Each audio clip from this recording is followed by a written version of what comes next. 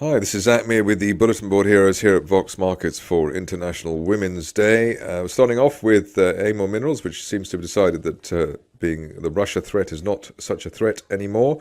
What's interesting from a technical perspective is that shares managed to bear trap from below the old March 2020 low of 0.85, so narrow bear trap and then right back up again, filling the gap that the shares left around the 1.8 pence level, 1.9 pence level, and then coming back down again. So I suppose we want to see an end of day close through 1.9 to justify or to give us hope that the rally will continue. Otherwise, in the meantime, that would be resistance for the stock. In terms of potential support, I suppose back at 1.2, 1.3, which was near yesterday's high, the potential support there for the shares. But at the moment, pretty emphatic rebound for the stock, suggesting that, or at least the market guessing that the Russia issue is not as serious as it appeared before, or that it could be resolved, I suppose. Moving along to Amigo, where we've had the happy situation of the shares overrunning the target that we were looking for. So 6 pence looked rather ambitious just a couple of days ago, but we managed to break that and also break up to the 200-day line at 8 pence. View now is that with the shares nearly filling the gap from November up at 10 pence, that's probably going to be the top of the latest move. Anything above 10 pence, really a bonus at this stage. If you're trying to run the position, then you'd be looking for the resistance from yesterday around 6.75 as the potential stop loss zone. But obviously that stock is not exactly a quiet market and very volatile indeed. Moving along to Egden, which seems to have snapped back really strongly from basically the end of last week. Looks as though we bounced off the floor of a rising trend channel, and the trend channel is one from back in September. Top of the channel there, heading for 4.1 pence or so, and that's valid while we hold above around the 2.25 area, basically today's support area. So looking for 4 pence maybe by the end of next month. Eurasia always provides entertainment of one kind or the other on a technical basis, and we had the gap down, I suppose, at the end of last month. What's interesting now is that the low in the end of last month around the 8.6 pence area, that looks as though that's come in as new support today. That 8 pence area was also the initial gap, I think it was in 2020, so that's also a big number for the stock.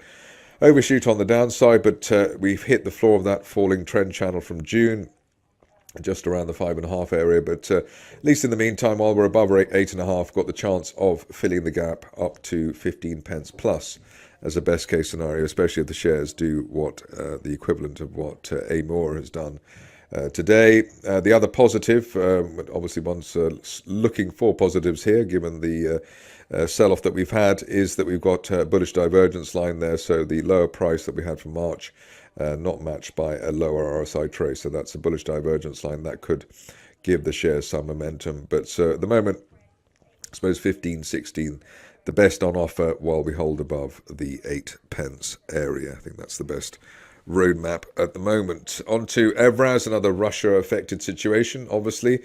Here we noted the bullish divergence a couple of days ago, and that's helped the stock to some extent.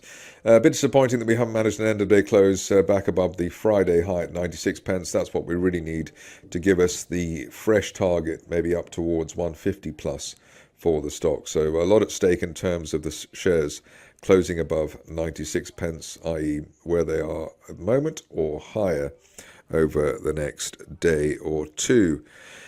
Stock which has been requested by multiple parties, all very keen on this one. GS Technologies, not surprising, I suppose, given the rally that we had here back in October. That was a very decent move, and since then we've been consolidating, largely in the, I suppose, 1.5 to 2.5 area. But at the moment we've had a bear trap below the old February support. That was around 1.4 pence, and above that I think we're looking for ideally a return to the top of the recent range at 2.5p. If you're cautious on the shares, maybe wait for an end of day close above the 50-day moving average. That's around the 1.85p level.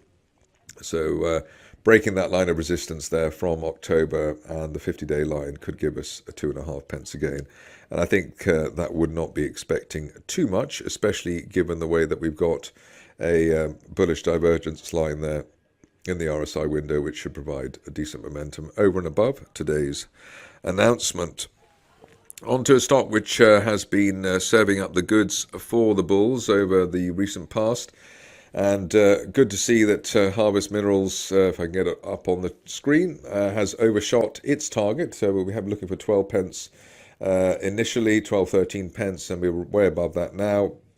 At the top of that channel from back in April last year, heading towards the 18p level, and we're looking for 18p plus over the next 4 to 6 weeks while we hold above the 12p level. 50 and 200-day moving averages rising very well, and very little retracement on the intraday bars. Moving along to Hurricane, which is understandably with oil through the roof, doing rather well at the moment. Here, very similar chart to that of Harvest Minerals. The view here is above 8p, which is basically the middle of that flag from the middle of last month. We should head up to a resistance line there from August as high as 13p over the next month or so. Very similar chart, as I said, to that of Harvest Minerals. Another stock beginning with H, which is doing well at the moment, is Hummingbird, and the reason here is it's probably one of the more subtle setups and one of my favourite setups, I suppose. We had the gap down there in November, gap higher last month. We found support at the top of the gap there at around 13.5p, and above that and the floor of that rising trend channel from October, looking for 21p, perhaps as soon as the end of next month. But that's like an inverted head and shoulders, and also a very, very strong pattern when you have a gap higher and support comes in either above the top of the gap or at the top of the gap. So that's what we're looking at Hummingbird. The final plus point there is the way that the 50-day moving average is rising at the top of the range, at the bottom of the range rather. Again, another positive signal and a decent reversal signal. I covered iGas, I think, last week. Bit of jiggery pokery either side of 20p, but above the mid-February peak at 19. We're still looking for that April resistance line projection target at 33p, perhaps as soon as the end of next month. We've got a bullish divergence line there, or an uptrend line there in the RSI window, which helps too. I haven't looked at Metal Tiger for quite a while, and you can see from the chart why I might not have done that, but there is a solid RSI support line of which the shares have bounced many times, and we're just breaking out of this falling wedge from back in May and breaking the 50-day moving average around 19.5p. Above that, looking for a return to October resistance at 26p by the end of next month. But it could be the end of a very long consolidation for those shares. Not particularly a fan of trying to bottom fish pandemic stocks, but the technicals have to be taken note of. Here with Novosit, we've got this bullish divergence line, so the low for March, but a higher RSI trace, and also we're attempting to break that line of resistance from last month. Let's call it £1.43, and we could call it about £1.40. Above 140, we've got the chance of recovery at least towards the 170s, backed by the bullish divergence line. So let's see if that works out well. Finishing off with a bear trap situation here. Well, it looks like a bear trap situation. We've got Zinwald. 1 day bear trap below the old December low there at 13.5p above that. We're hoping for a move towards the upper teens, so maybe 18, 19, that kind of figure over the next 4 weeks or so. But nice stop loss there, and always good to see a bullish divergence line backing the bear trap as well on Zinwald. That's it for me today. More updates tomorrow.